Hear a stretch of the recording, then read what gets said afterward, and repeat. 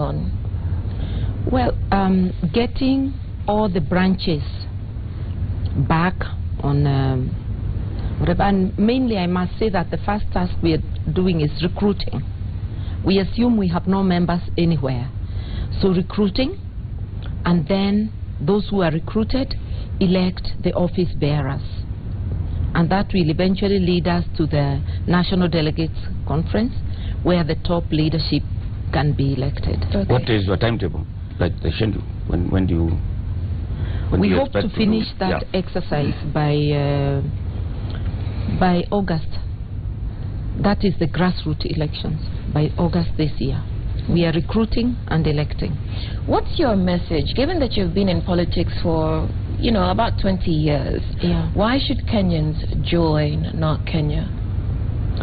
We are just marketing ourselves as we are. Which is you what? See, that we are a party that stands for the unity of all Kenyans. Our motto, slogan is One Kenya, One Nation, One People. We are a party that stands for good governance, that is committed to fight corruption, that is committed to uphold the rule of law and social justice. Those are the main things.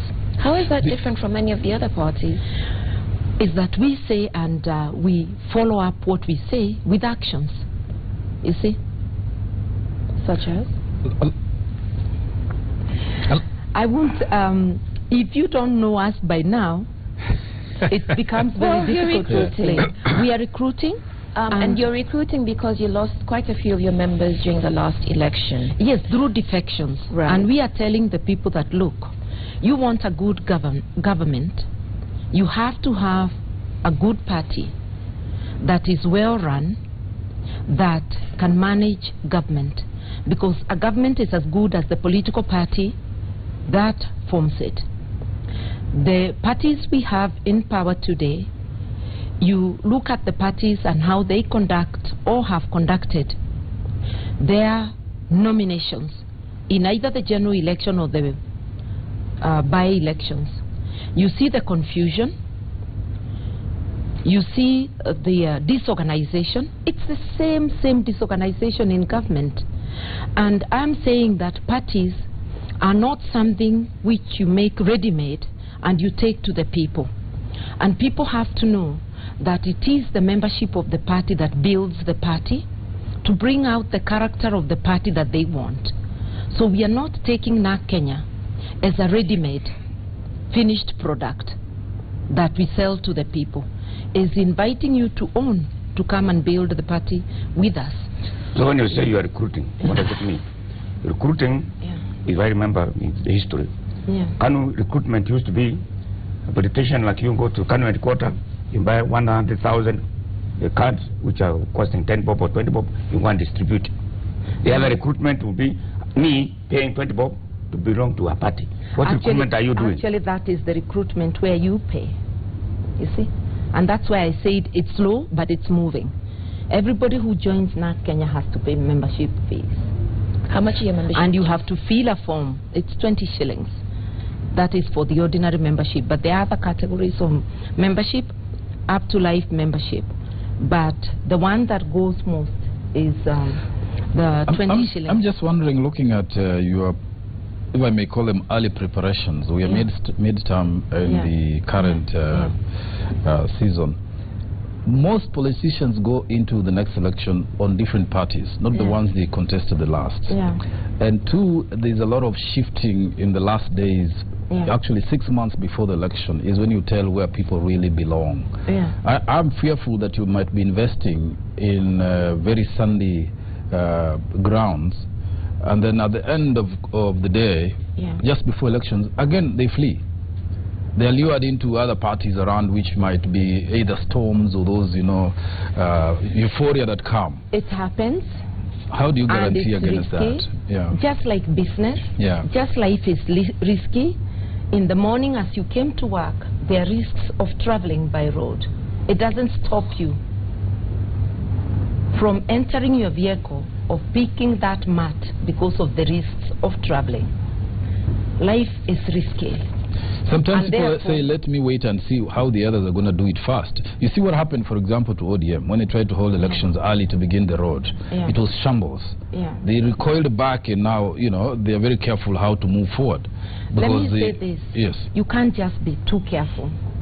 Okay? You can be careful, but not too careful. Yes. For us, it is time. You see?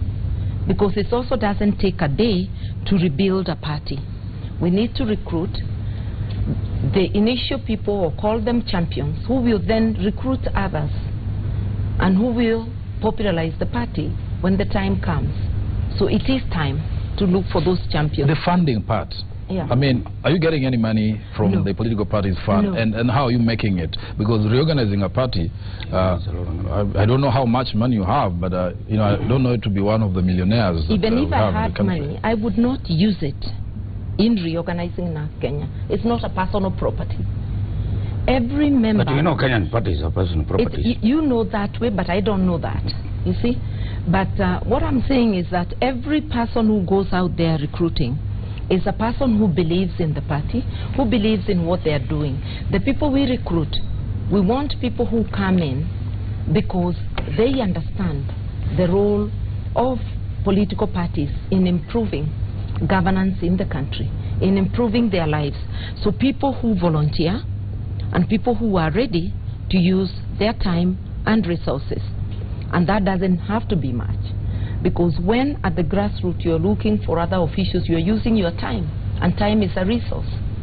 You may use your airtime to call someone. So we are using volunteers. What about office space? You need in every maybe county or every constituency, you need an office. We have 28 offices at the moment in 28 counties, and they are paid for by the membership in those areas. And we are still maintaining our headquarters, just Woodlands Road off Dennis Street Road, quite proximate to State House, which is paid for by members. Our MCAs and two members of parliament, one in East Africa Legislative Assembly, one in the National Assembly, and members of NEC and other party well-wishers help us to maintain those offices. And we have maintained them with skeleton staff, and we have managed. So given that you're rebuilding the party, how does the party formulate positions?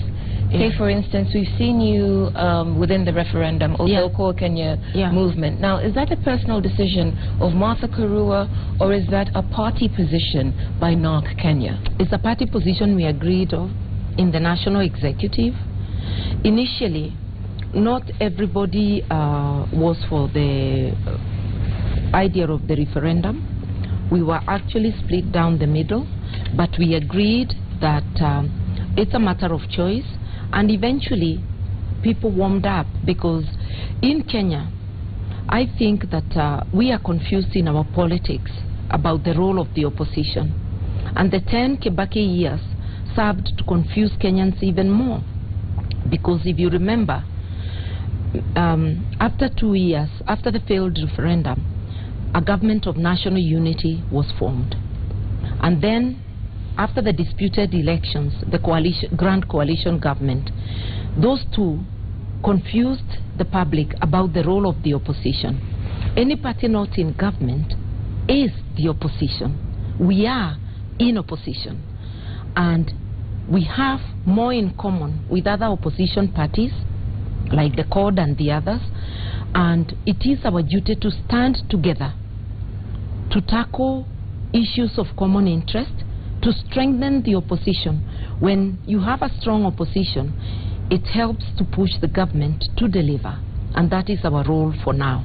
But are you looking at more cooperation, say forming a real united front where now you have, like, you know, a joint opposition front, as it were, where Martha Karua is not just there as say, within the referendum, but within the broader frontier against, say, the government? We are looking at cooperating on issues of common interest, issues that affect the people, Such as? And you saw us recently in the issue about the elections and the IEBC reforms and strategic We've plan. been together on issues of the referendum, Pesa Mashinani, and we will build on other issues, because when the opposition speaks together, then the government is bound to listen. You talk about collaborating on issues, and one of them which you've mentioned was the IBC. And we actually had the IBC chief executive on the show last week talking about the strategic plan going into the elections. We know that CORD has threatened to boycott the elections as a result of that. What is North Kenya's position? I think what we are saying generally is that unless critical reforms are carried out in the IBC, then perhaps, and I've said this before, we should leave the executive to write a list of the people they want in the next parliament or in the next government. So it is futile to have elections without carrying out to build trust. We cannot have belief in the elections or in their capability without trust. And we need to start investing in management by trust. And the IEBC squandered that opportunity when we asked them to postpone the launch of the strategic plan so that they could bring everybody on board. It is not too late. They can retrace their steps and let all Kenyans come in. Because as of that time, I think the only party they really consulted was the ruling party. I remember the IEBC commissioners going to see the president, and it was reported that they were discussing about electoral matters. The president is a stakeholder like everybody else, but he's also interested in the next general elections to be re-elected. You cannot consult him alone. And if it's about money, the executive is not the one that gives money, allocates money anymore. It's Parliament. I think the IBC would dispute that by saying that they met TNA and they met CORD or ODM. They met CORD belatedly, and we were invited to that meeting of CORD because I talked with the IBC chief executive and told him that I would rather we met as opposition. And therefore, we were invited, not just by CORD, but also by the IEBC to that meeting because we wanted to meet in that meeting. But that was rather belated. And that's why we were saying, what would it cost you to postpone this launch for a month? Not just for us, but to invite all stakeholders to make their comments on the strategic plan. And then at the end of the day, we come up with the resolutions of what we'd want to see included in the plan, which would then be factored before the launch. But now you launch and you tell us you can now import. Ms. Karua, if we move beyond the technicalities of law consultation or lack of it, what is this screaming omission in the strategic plan that they launched that is very unacceptable, if I may use that word? We had not even seen it. You are being given the plan today to launch tomorrow. Therefore, you are not even able to make an informed response. To be fair to Ms. Karua, they did say that there was a problem of access. We had the chairperson of the political parties liaison committee who hadn't seen it. There were no copies available during the launch, and so there was that problem. So in terms of the pillars that they set out for themselves, institution building, regaining confidence and trust, and the road to the elections in 2017, which we did outline, we did generally agree that... but didn't the chief executive say part of the strategic plan is to incorporate political parties? That certainly is true. He said that last week. But he is serving us. He is serving us. Did not feel that as way. Something already cooked, not something we have participated in. And what I was telling them, and I would say here, is that even if the Electoral Act does not require the IBC to consult, all those laws need to be aligned to the Constitution. The Constitution clearly says public participation in all processes that affect us. The political parties on behalf of the public are the main stakeholders in elections. So we are not talking about consulting only the opposition, but the parties together, and not to ask for comments which each individual party will sneak in through their door. Hold a workshop where we cross-fertilize our ideas and come with recommendations. If I may just, I don't know whether Ezra addressed this as well, but is there a room that this is their strategic plan, which is now out here for consideration by all stakeholders, and then in that strategic plan there is opportunity for them now to, make amendments as they go forward after considering what the stakeholders will have thought? It would have been better if they said they were launching a draft. You understand? If they had come clean and said, this is a draft strategic plan, that's not what they said. But they are now trying to say, post the launch, they can accommodate. They can treat it as a draft. And they can invite parties and say, we now are ready to treat this as a draft. I think there's a question of semantics, but they certainly are retracing their steps and trying to bring everybody on board, given the strong reactions. I say it's never late to do the right thing. But there's a the redeeming fact about it is that they have at least set the election date firmly. I said that was the only right thing about it, is to let Kenyans know this is the date for the elections, especially coming after the Supreme Court made what I would call a confusing ruling that took elections beyond the term of 5 years to the 6th year. So the Electoral Commission giving the date as 8th September, that's a good thing. But beyond that date, there are key issues that need to be resolved. They need to get a feedback from political parties about the conduct of the last general elections so that we agree on the things to avoid. And they are also entitled to give us a feedback as political parties, because there are a lot of misdeeds also by political parties, so that together we agree to make elections free and fair and to build faith in our electoral system. These are the things we need to do. What would be your view, though, about that election date being firmly set? But you know that politicians, Parliament and other institutions may still move it, because there's even a motion to move it to December and so on.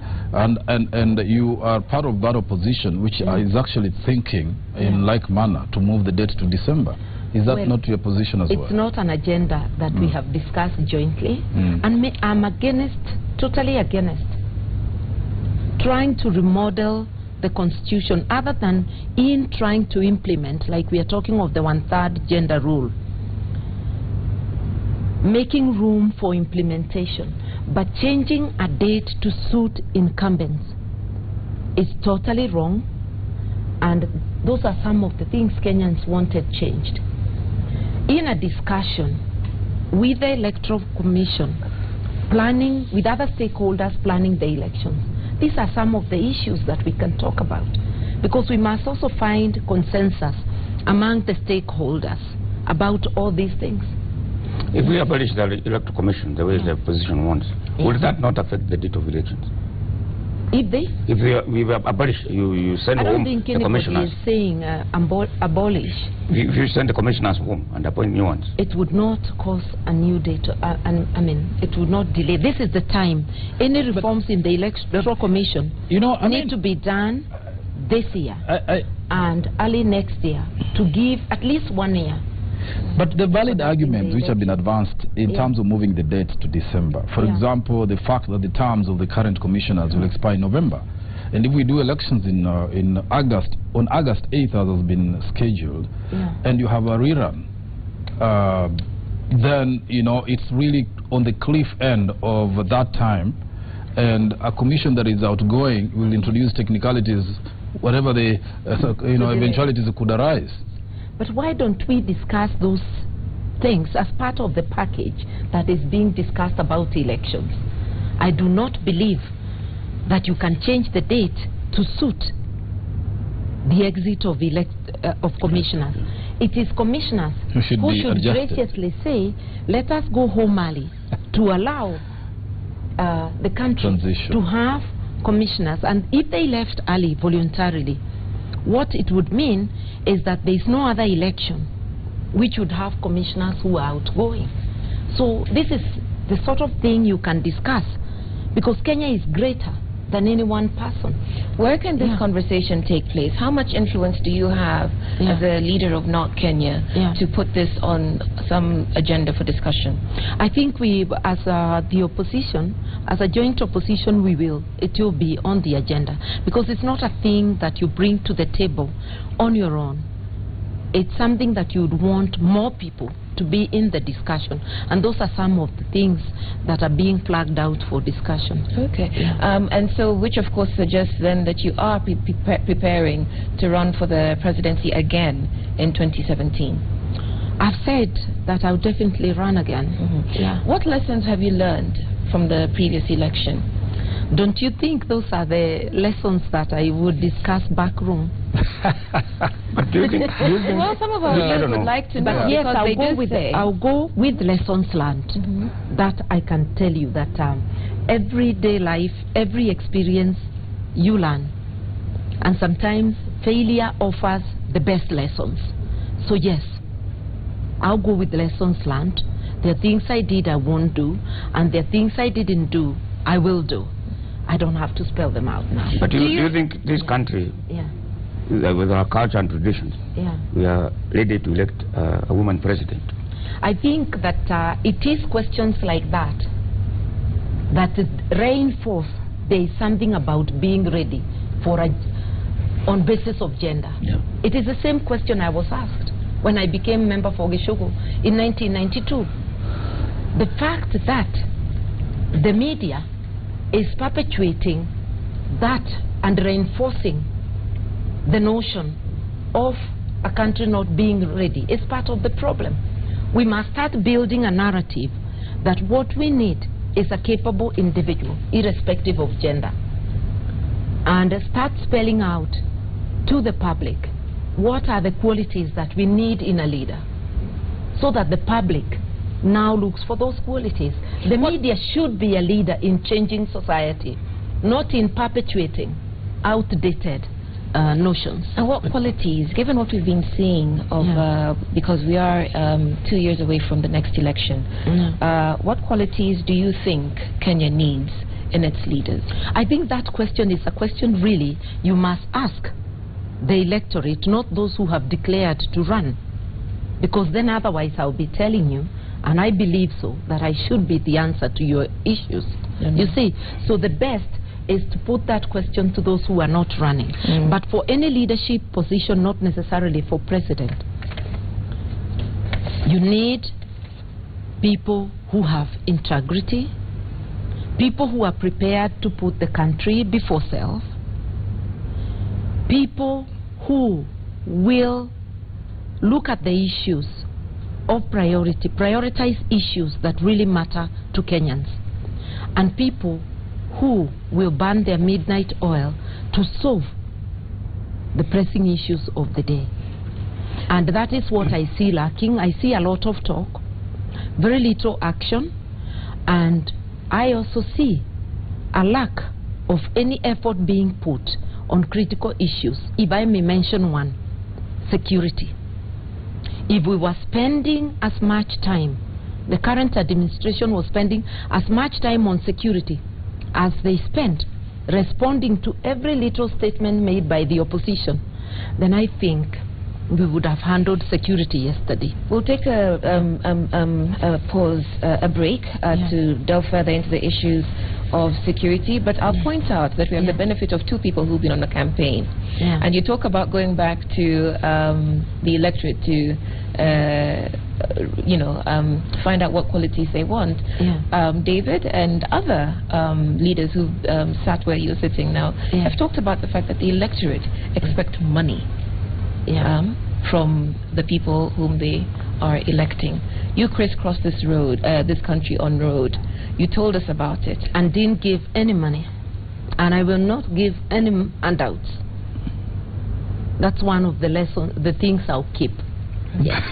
This is Cheche. We're live on Citizen TV. Today's guest is former government minister, MP, and presidential contender Martha Karua. If you've got any questions or opinions to share with her, our SMS number is 22422, and you can tweet us using the hashtag Cheche.